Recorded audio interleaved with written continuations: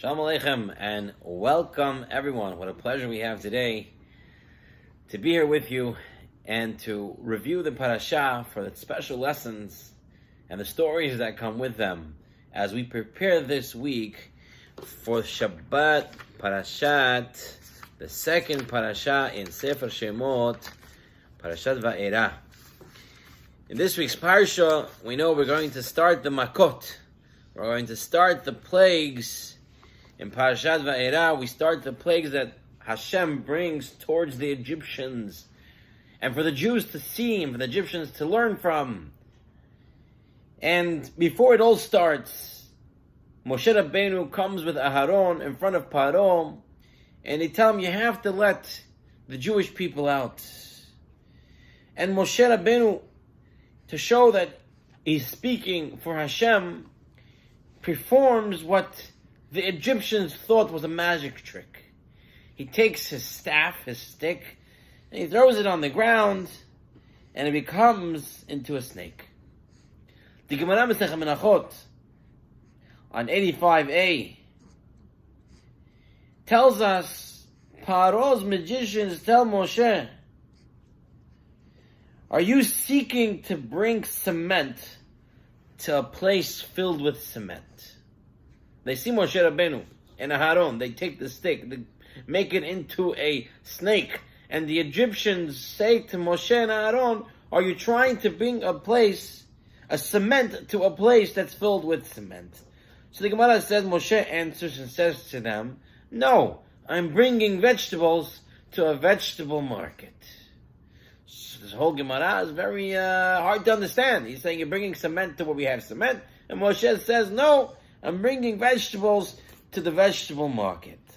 The Shita Mekubetzet explains that there's actually a profound exchange that is going on in these words between the Egyptians and Moshe Rabbeinu. When the Egyptians see Moshe Rabbeinu throwing the stick onto the ground and it turns into a snake, they think it's just another magic trick. In Egypt, there were a lot of sorcerers, a lot of wizards, a lot of magicians. And they thought it's their magic. Just like their magic was simply, you could think it was illusions or it was koach hatumah, but it wasn't reality. It was a trick. So they tell Moshe Rabbeinu, what are you bringing cement to a place that already has cement? It's like bringing coal to Newcastle. Newcastle's full of coal. You don't need to bring coal there. And a person brings it there. Why? What do you bring? What are you showing us? You're not impressing us with what you're doing. And Moshe Rabbeinu says, no, I'm not bringing cement to a place full of cement. I'm bringing vegetables to the vegetable market. Vegetables are all different. There's not the same vegetable over and over again. They're different vegetables. And they all come to the vegetable market. But Moshe Rabbeinu was saying more profoundly enough. He's saying, what I'm doing is not a magic trick. It's reality. HaKadosh Baruch Hu turned my stick into a real snake, not just an illusion, not just a parlor trick, but an actual reality. We see that when we were making the makkah of blood, the Egyptians, they also took water that was still water and they turned it into blood. But when they did it, all the fish survived. But when Moshe and Aharon turned the water into blood, all the fishes died. All the fishes that were in that water that turned into blood, they all died. Because it wasn't a magic trick. It wasn't food coloring. The kids make, for the 10 ma'akot on Pesach, they want to show, they make food coloring into the water. On Adam, this is blood. No, but yeah, that's an illusion. It sure looks like it. But Moshe Rabbeinu, when he made the makot, it was real makot. They were reality. They weren't tricks. It really was happening. And that's what Moshe Rabbeinu was telling them. You guys are magicians. You're shams. You're lies, jokes, illusions, tricks. But I'm talking to you about reality, the truth, authenticity. You have to accept the truth. And they didn't want to. They kept thinking that he was a better magician. And they wouldn't want to give in. And that's why they go through makkah after makkah after makkah. To get it that HaKadosh Baruch Hu is doing it. And then that's why they say the finger and the hand of Hashem. They finally realize that it's not tricks. It's reality. Now this confusion or unable to distinguish between tricks, illusions, and reality, unfortunately, still happen today. We know the Torah gives us 613 mitzvot. We have Torah Sheba'al Peh and Torah Shebichtav. We have the written Torah and the oral Torah. And the Chachamim over the generations have brought the tradition, the teachings, the lessons from Har Sinai, from Moshe Rabbeinu, from generation to generation, teaching us how to live our lives like a real Jew. But what happens over the years? There are new groups and new people who get up and say, Has Shalom, that this mitzvah is no longer needed, and this commandment is no longer warranted, or this is outdated, or this is no longer needed. And they tell you, that's too hard, so it's okay to do on Shabbat, and this is too, not important. And they take their religion, and they cut off sides of it, and they're thinking that they're still Jewish, and they're thinking that they're keeping the Torah and Mitzvot, and they're thinking that they're righteous people. They're all confused. They don't know what they are doing. When we took the Torah, we said, Na'aseh v'nishma. We're going to listen. We're going to do all the mitzvahs, and we're going to figure out how to do them. We're going to do them right. You know, there's a story that's told. There was a Jew, a poor Jew, who lived in Chicago. And he was walking by the rich Jewish neighborhood, and he saw there was a very nice restaurant. And through the window, he saw the Jews sitting there. And the rich Jews were eating this most delicious cheese blintzes. He sees these delicious cheese blintzes. He wants them too. So he comes home and he tells his wife, Honey, I saw cheese blintzes today. I really want them. Is it possible maybe you can make it? And his wife, an Eshet Hayil, wants to please her husband, an industrialist woman, she wants to help out. She says, you know what? We'll make it. And she goes and she takes the cookbook that she hasn't used in 30 years off the shelf, dusts it off, and looks for cheese blintzes, and she finds the page. She looks at the ingredients, and she tells her husband, listen, it says here that for cheese blintzes, we're going to need cream cheese. We don't have cream cheese. What to do? He says, listen, it's okay. Skip the cream cheese. It's all right, we'll eat a little bit cheeseless blintzes. At least have the blintzes. Make me the blintzes. She says, okay, we'll skip the cheese with cream cheese. We'll go next. She starts looking through the ingredients, and she sees that it asks for walnuts, raisins, and honey. She says, husband, we haven't had these ingredients in years. He says, just make the blintzes. Whatever you don't have, skip it. Let's just make the blintzes. It's not necessary to have all the ingredients. Just start baking. I've been starving for these cheese blintzes. So, whatever ingredients she had, she turned on the oven. She put her flour and water, rolled it into a blintz shape, and she put it into the oven. And she pulls it out, and it's just bread baked into a blintz shape. And she gives it to him. And he eats it. And he starts, And she says, no, how is it? And he says, the truth is, I don't know what those rich people are enjoying so much. It doesn't taste anything more than bread. This, Rabotai, are people who have a Torah, but it's watered down. And then they say, I don't feel it. I don't have excitement to it. I don't know what it's so special about it. You know why you don't feel what's special about it? You don't know why it's great about it? That's because all the greatness you left out. The cream cheese you left out. That's the Gemara. You left out the honey, the walnuts. That's the halacha. That's the way to live a life like a real Jew. You left it all out. If you're going to leave it all out, what you going to be left with? Nothing. This, Rabotai, was Moshe Rabbeinu's talk to the Egyptians. I'm bringing vegetables to the vegetable market. I'm bringing reality. I'm bringing the truth. And you're just showing us illusions and parlor tricks. And get to the pig. You have to understand that what I am is reality. And that's a lesson that we need to put into our lives as well. Let's move on to another very important lesson in this week's Parashat. We know that Moshe Rabbeinu tells Aharon, take the staff and hit the water, to turn the water into blood. And famously, everybody knows the reason is Moshe Rabbeinu had hakarat hatov. He recognized the good that the water did for him when he was a little baby and he was in the basket and he didn't die in the water and he was saved from there. He was pulled out from there. And so he wanted to show, recognize the good and be a person full of gratitude. So he wouldn't hit the water. So he told Aharon to do that. So the question that Harav Moshe Abuhatzera asks, if Moshe Rabbeinu had to show hakarat hatov to the water and even to the sand for the next makkah, right? How come Moshe Rabbeinu didn't show hakarat hatov to Paro? Paro, he was raised in Paro's house, in Paro's palace.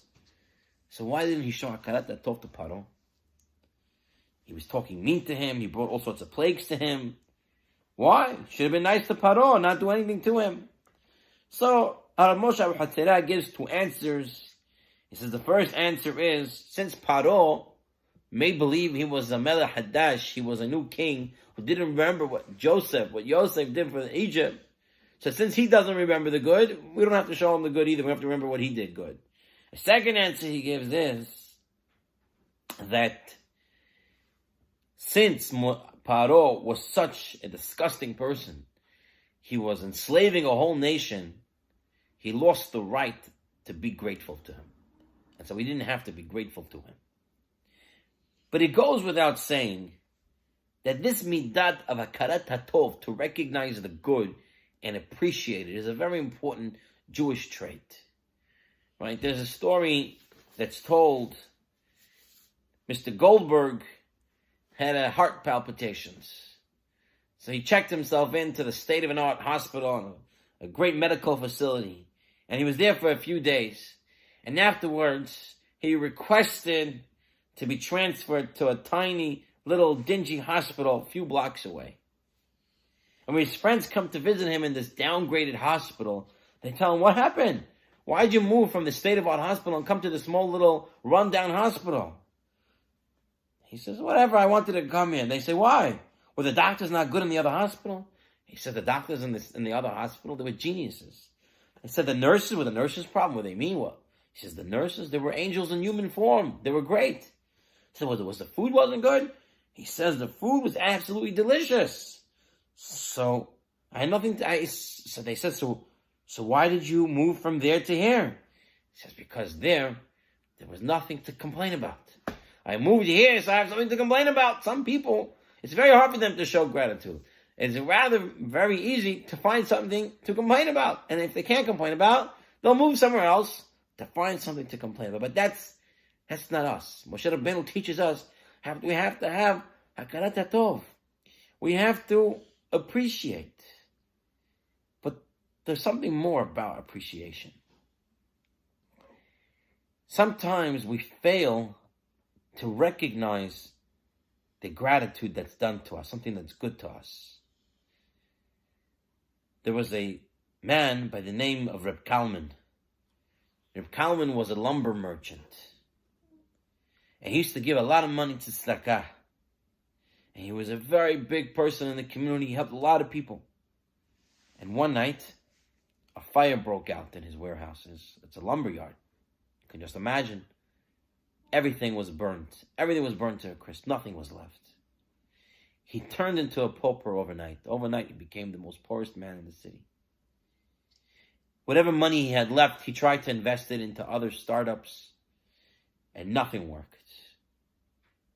So what does a religious Jew do when he's down on his luck and he needs to hear some chizuk, he needs to figure out what's going on in life? He went to his Rebbe, Harav Yitzchak Zelig Sokolov,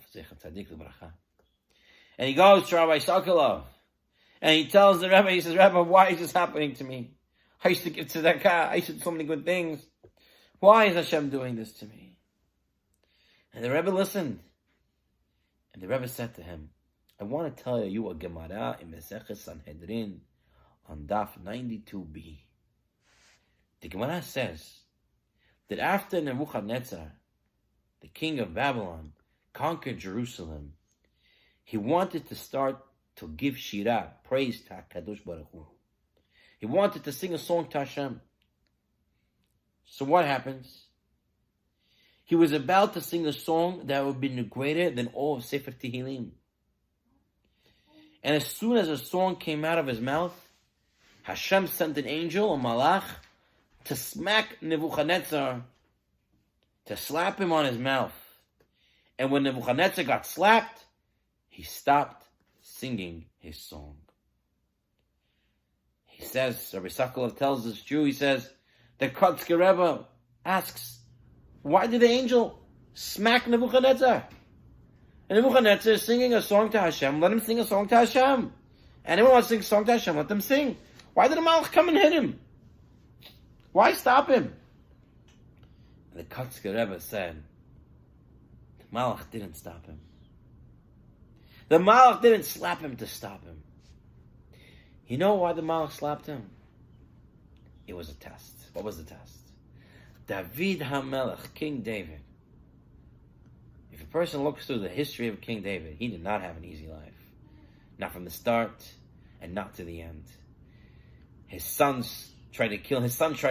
His sons killed each other. Another son tried to revolt and take the kingdom at the end of his life. And at the beginning, how his brothers shunned him. All these different things that happened to him, how his father wanted to kill him. And through all that period, King David wrote the book of Psalms. He wrote Tehillim. And he says songs that he says, I'm singing while I'm running away from my son who's trying to kill me. How do you sing when something bad is going on? But that was David HaMelech. Realizing that everything's from HaKadosh Baruch Hu. He continues to sing even when things go bad. And so the Malach came and smacked Nebuchadnezzar on the face. He smacked him on his mouth. That was a challenge to Nebuchadnezzar. Will you continue to sing? Is your song greater than King David? But what happened? As soon as Nebuchadnezzar got slapped by an angel, he stopped his song. I'm upset. He got upset and he wasn't singing the praises of God, and therefore his song was never greater than the song of David HaMelech.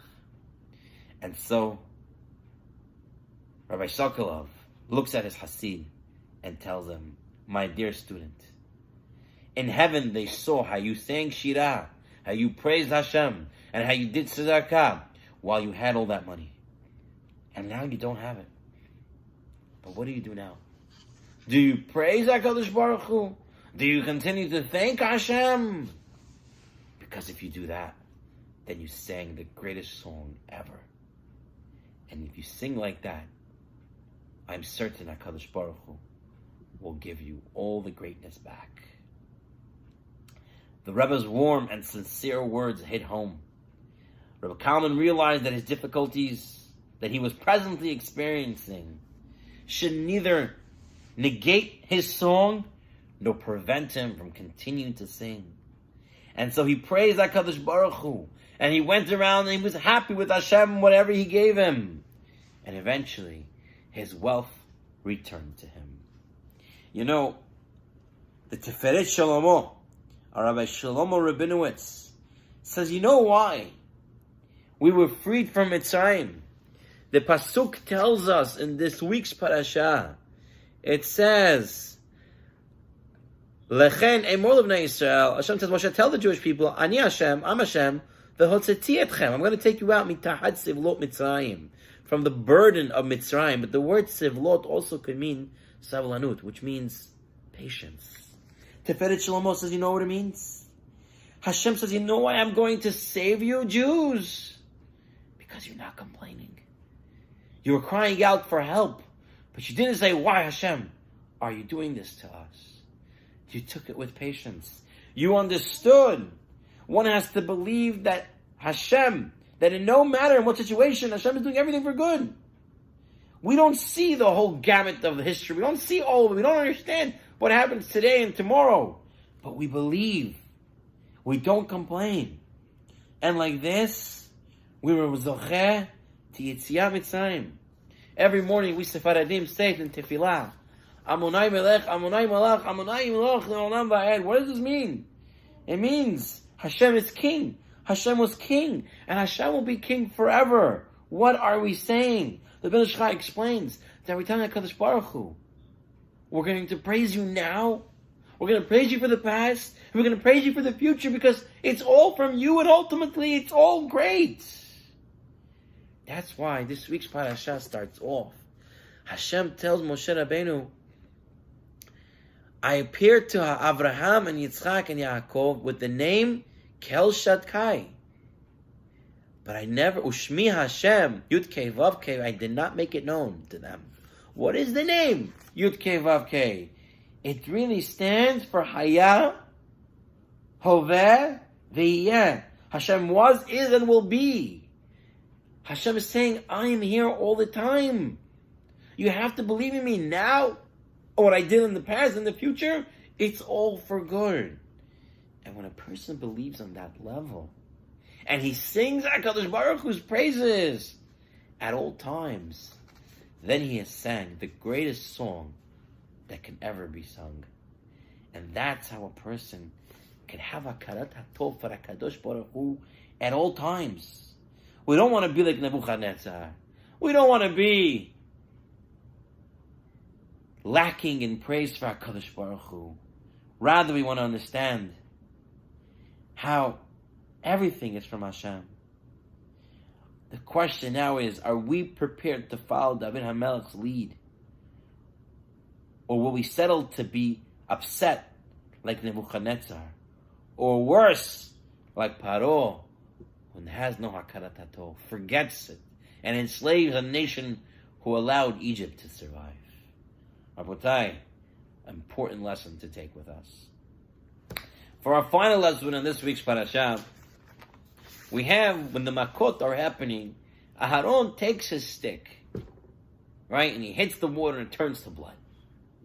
Now, between me and you, if you take a stick and hit the water, will it turn into blood? No, it won't. So Aharon was making a miracle.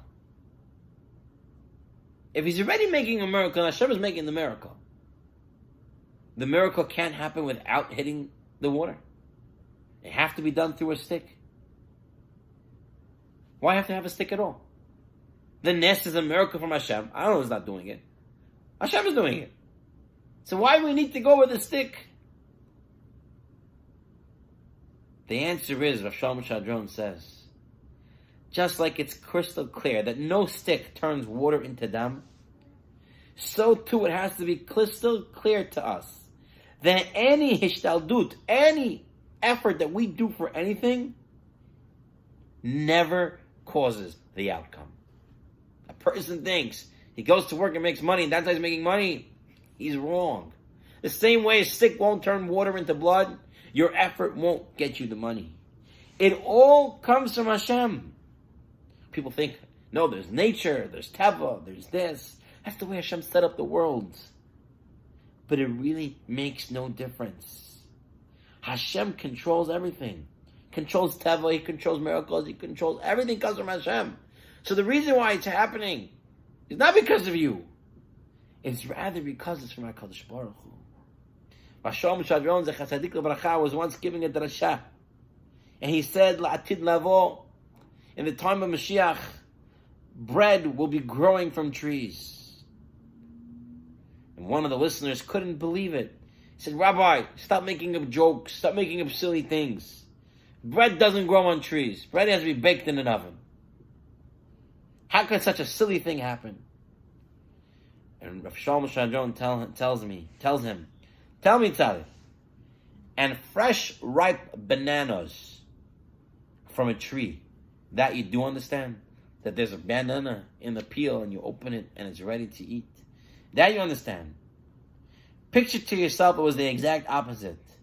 Bananas you had to bake in an oven and bread would grow on the trees. And I would stand up and tell you, La'atid lavo, bananas would grow on the tree. You would think I'm just as silly. But that's the whole idea. Don't look at it any differently. It's because you're used to seeing bananas on trees, you think it comes from trees, and you're used to seeing bread being baked in an oven, you think it comes from an oven. But no! It's nothing! It's all from HaKadosh Baruch Hu. In the end of the day, it's all from Hashem. And you'll get used to that as well when it comes to B'mot HaMashiach. And to end off with one last story from Rav Shalom Shadron. there was a fellow named Tummel. Tummel thought he was a traffic conductor. And every morning, he put on his traffic conductor uniform, and he would go to a major highway that would enter the city, where they had traffic control. And there was a traffic light on the top, and he would stand under the traffic light, and with his flags would wave the traffic, red, green, this, that, he would do. And one day, his wife comes to visit him at work, and she sees the traffic lights. So she tells Tummel, "What are you doing? There's traffic lights. They're doing it. Why are you standing here?" He says to his wife, "Whatever the lights do, that's their business up there. My business is to do what I have to do down here. And my job is to use my flags to wave on the traffic. That's my job." No, her husband said that's the job, that's the job. And so he went for his job every single day in, day out, until one eventual day, one of the cars hit him. And they rushed him to the hospital. And he's in the hospital, he's screaming, "Oi, oi, oi." And they say, "What's the problem? What's the problem?" He says, "I have to get back to work. Imagine what's going to happen to all those cars. It's going to be accident after accident. I have to get there." And everyone tries to tell him, "Calm down, calm down. There's a traffic light there." And his wife says, "Yeah, you don't understand. The traffic light does its job, and he has to do his job. His job is to wave it." Everybody's laughing, right? Everybody thinks it's funny. Hashem Shadron said, there's a reality to the story. We live the exact same way. We wake up every morning, we rush, we work, we do, we think it's us. The fact that Kadosh Baruch Hu is in Shemayim conducting all our affairs. The fact that Kadosh Baruch Hu is sending us on our way and making us meet the right people and doing the right thing at the right time. We don't even think about that. We don't think Hashem's conducting the world. We think it's us. The traffic lights, which is the Moshe Hashem, he's conducting everything, and we think that we're down here and we're conducting it. We're exactly like this fellow Tummel. True, one needs to do some form of hishtaldut. I'm not saying you shouldn't do your effort. But in order to fulfill the real effort, is to understand that it all comes from HaKadosh Baruch Hu. That's the real hishtaldut. It's, you do your part, but you know who's really doing the part. That's what the real secret is. Rabotai, to quickly review the 3 lessons that we learned in this week's Parashat. We learned our first lesson, the importance and difference between illusions and reality, and how important it is to keep all the Torah, to live a real, authentic Torah life. And we talked about our second lesson, about having Hakarat HaTov all the time, understanding Hashem Melech, Hashem Melech, Hashem Yimloch Olam Va'ed, and that it's all great and it's always the best because it all comes from HaKadosh Baruch Hu. And our third lesson is to understand there is no nature. Nature is Hashem. Hashem is nature, and everything in the world comes from HaKadosh Baruch Hu. With this, may we zocheh to Mashiach Tzidkeinu v'B'yameinu Amen, and wishing everybody a Shabbat Shalom.